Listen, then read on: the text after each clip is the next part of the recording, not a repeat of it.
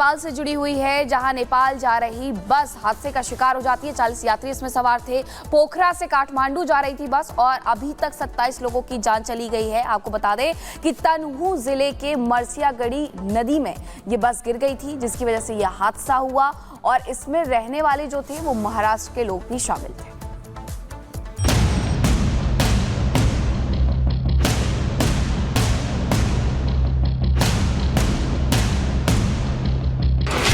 नेपाल में बड़ा हादसा, नदी में गिरी यूपी नंबर की बस।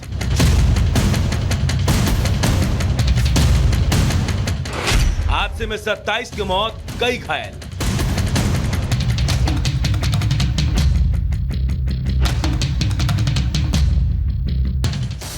नेपाल की राजधानी काठमांडू के लिए जा रही उत्तर प्रदेश की बस नदी में गिर गई। यह भयंकर हादसा नेपाल के तिनहुन जिले में हुआ। हादसे के वक्त बस में 40 भारतीय यात्री सवार थे।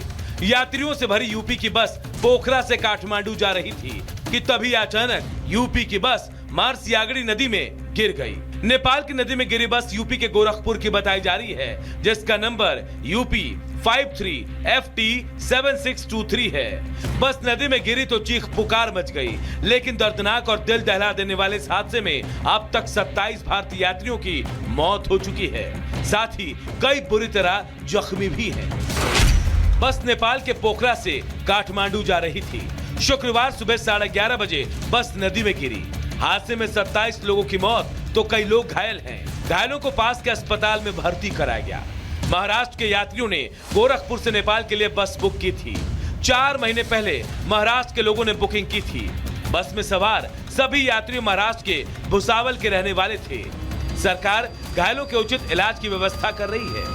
ये बस जो है वो गिर गई और गिरने के कारण वहाँ पर नीचे नदी भी थी, उस प्रवाह में भी कुछ लोग आ गए, तो काफ़ी लोग उसमें इंजर्ड है। ऐसे एक्चुअली अलग अलग जगह से अलग अलग बात हो रही है हमारी, मतलब दिल्ली एम्बेसी से बात हुई, वहाँ के स्थानिक जो ऑफिसर है वो कुछ अलग बता रहे हैं, लेकिन उसमें कैजुअलिटी हो सकती है। हादसे के बाद की तस्वीरें भी सामने आई है। नेपाल की तेज बहाव नदी में बस उल्टी पड़ी दिखाई दे रही है। इधर जैसे ही यूपी के मुख्यमंत्री योगी आदित्यनाथ को इस बात का पता चला कि यूपी की बस नेपाल में हादसे का शिकार हो गई है, तभी योगी एक्टिव मोड में आ गए। सीएम योगी ने तुरंत संज्ञान लिया और योगी के आदेश पर यूपी के राहत आयुक्त ने तुरंत नेपाल सरकार के अधिकारियों से संपर्क साधा। साथ ही नेपाल से सटे यूपी के महाराजगंज के एसडीएम और सीओ को घटनास्थल के लिए भेज दिया है। Bureau report, Republic Bharat. और इधर आगे बढ़ते हुए बात यूपी के बागपत की कर लेते हैं, जहां बागपत में एक विधवा महिला से शादी के प्रस्ताव को लेकर 2 गुटों में लड़ाई हो गई और इसमें दोनों ही पक्ष के 10 लोग घायल हो गए हैं। 1 मिनट की रिपोर्ट में पूरी खबर देखिए। उत्तर प्रदेश के बागपत में विधवा महिला से शादी करने का प्रस्ताव देने पर 2 पक्षों के बीच विवाद हो गया। एक पक्ष पर दूसरे पक्ष के लोगों ने धारदार हथियार से हमला बोल दिया, जिसमें दोनों पक्षों की महिलाओं समेत 10 लोग घायल हो गए। दरअसल इस विवाद की मुख्य वजह पुलिस में शिकायत भी कराने को लेकर थी। पहले एक पक्ष ने पुलिस में शिकायत दर्ज कराई, लेकिन पुलिस ने इस पर गंभीरता नहीं दिखाई। पुलिस में शिकायत दर्ज कराने की खबर जब दूसरे पक्ष को मिली तो बात आगे बढ़ गई और मामला यहाँ तक आ पहुँचा कि एक पक्ष ने दूसरे पक्ष पर धारदार हथियार से हमला बोल दिया। मौके पर पहुंची पुलिस ने मामले को किसी तरह शांत कराया। ग्रामीणों ने पुलिस पर लापरवाही बरतने का आरोप लगाकर यहाँ जमकर हंगामा भी किया। पुलिस ने घायलों को इलाज के लिए अस्पताल में भर्ती कराया है। वहीं पुलिस का कहना है पूरे मामले की छानबीन की जा रही है और हमलावरों के खिलाफ कड़ी कार्रवाई का आश्वासन भी मिला है। Bureau report, Republic Bharat.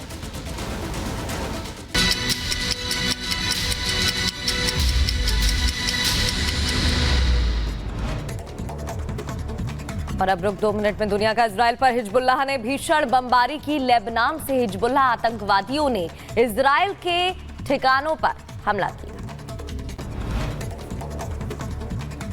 और वहीं उत्तरी इजराइल पर हिजबुल्लाह के हमले का वीडियो भी सामने आया है। हिजबुल्लाह के रॉकेट हमलों से दहला इजराइल का किर्यात शमोना शहर। हिजबुल्लाह ने रॉकेट से इजराइल के कई घरों को निशाना बनाया। हमले के बाद शहर के कई घर तबाह हो गए। लगातार हमले का बजर जारी है। दक्षिणी लेबनान से इजराइल पर रॉकेट की बौछार हो रही है। इजराइल के किरियात शमोना में एक इमारत पर हिजबुल्लाह ने सीधा हमला किया। लाल सागर में हूथी आतंकियों ने ग्रीक के जहाज पर निशाना साधा। हूथियों के हमले का लाइव वीडियो सामने आया। हमले के बाद 25 सदस्यीय चालक दल को यूरोपीय संघ के नौसैनिकों ने बचा लिया। इराक से कच्चा तेल लेकर ग्रीस जा रहा था जहाज। और वहीं हिजबुल्लाह का हमला देखने को मिला है तो इजराइल ने भी पलटवार किया है। लेबनान पर पलटवार करते हुए दक्षिणी लेबनानी गांव पर इजरायली हमले में 8 लोगों की मौत हो गई है। इजराइल से हमले से लेबनान में भारी नुकसान हुआ। इजरायली लड़ाकू विमानों ने सीरिया पर भीषण हमला किया। सोशल मीडिया पर पोस्ट की गई फुटेज में के बाद नवजात बच्चे की मौत हो जाती है और उसकी वजह लाइट ना होना।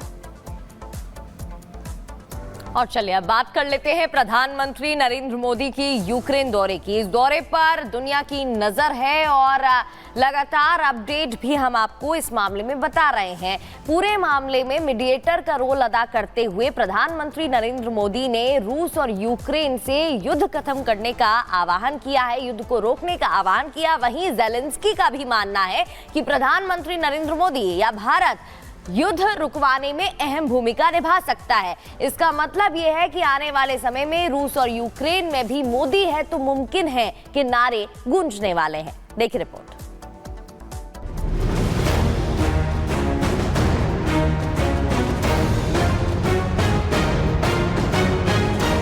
दुनिया में भारत का कद किस कदर ऊंचा हुआ है, इसे बताने के लिए प्रधानमंत्री मोदी की ये 2 तस्वीरें काफी हैं।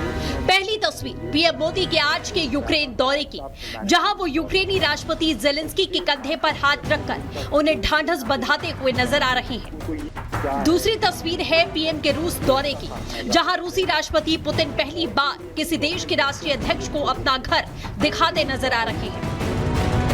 रूस यूक्रेन जंग के बीच में पीएम मोदी ने दोनों देशों का दौरा कर दुनिया को भारत की डिप्लोमेसी का दम दिखा दिया। यही वजह है कि अब दुनिया को लगता है कि पीएम मोदी ही इस जंग को रुकवा सकते हैं। यूएन ने भी पीएम के इस दौरे को लेकर जंग रोकने के लिए कारगर बताया। आज यूक्रेन की धरती पर शांति का संदेश लेकर के आया। जब राष्ट्रपति पुतिन से मिला तब मीडिया के सामने आंख से आंख मिला करके मैंने उनको कहा था कि ये युद्ध का समय नहीं है। किसी भी समस्या का समाधान रणभूमि में कभी भी नहीं होता है। जंग से सिसक रहे यूक्रेन को पीएम मोदी के दौरे से एक उम्मीद जगी है। उम्मीद युद्ध विराम की, उम्मीद सहयोग की, उम्मीद उन समझौतों की जिससे यूक्रेन को एक बार फिर खड़े होने की मदद मिल सके। यही वजह है कि भारत और यूक्रेन के बीच में आज 4 अहम समझौते हुए, जिसमें यूक्रेन को मानवीय मदद, कृषि और विज्ञान क्षेत्र में सहयोग के साथ साथ सांस्कृतिक और स्वास्थ्य के क्षेत्र में सहयोग पर सहमति बनी है।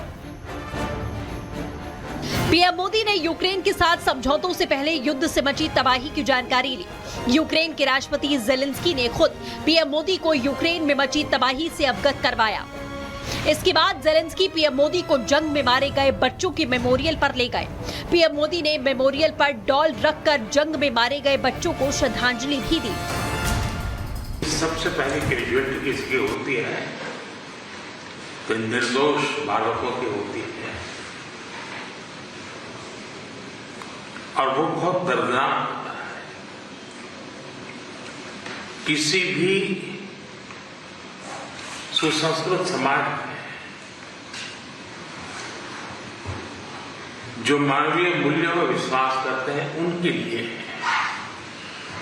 और जो एक संवेदनशील व्यक्ति होते हैं उनके लिए इस प्रकार की घटनाएं कतई स्वीकार नहीं हो सकती हैं। इसके बाद पीएम मोदी ने कीव में महात्मा गांधी की प्रतिमा पर पुष्प अर्पित कर उन्हें नमन किया। यूक्रेन दौरे पर पीएम मोदी ने प्रवासी भारतीयों से मुलाकात की, जहां जय श्री राम का नारा गूंज उठा था। जय श्री राम, जय श्री राम, जय श्री राम, जय श्री राम, जय श्री राम। 1991 में सोवियत संघ से अलग हुए यूक्रेन का पहली बार किसी भारतीय प्रधानमंत्री ने दौरा किया। ये दौरा इसलिए भी अहम है क्योंकि यूक्रेन जंग के बीच में फंसा हुआ है। ऐसे में उसे भारत से मदद की उम्मीद है। जंग के बीच पीएम मोदी और जेलेंस्की की ये चौथी मुलाकात है। हालांकि भारत का इस जंग पर स्टैंड अभी भी न्यूट्रल है। भारत दोनों देशों से युद्ध विराम की अपील करता रहा है। ऐसे में देखने वाली बात यह है कि क्या पीएम का ये दौरा रूस यूक्रेन की जंग रोकने में कारगर साबित हो पाता है। Bureau report, Republic Bharat.